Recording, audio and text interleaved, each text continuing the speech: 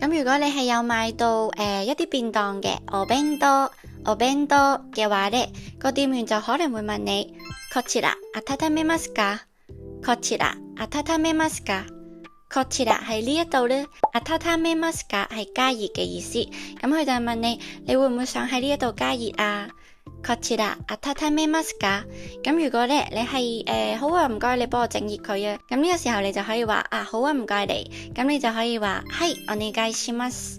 はいお願いします。咁如果你係想留翻晏啲食咧，或者喺酒店嘅時候先再食嘅，你可能你酒店或者民宿嗰度係有微波爐嘅，咁你就可以話啊，いいえ大丈夫です。いいえ大丈夫です。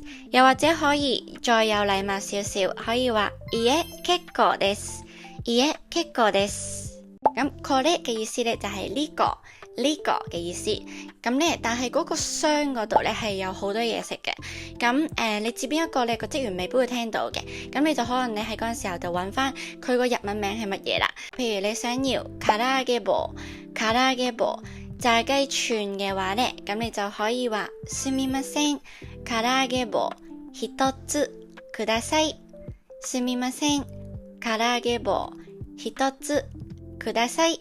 咁喺日文嚟講呢，我哋要嗌咗個名先，跟住先再嗌個數量，然後先再講唔該俾我咁嘅意思嘅。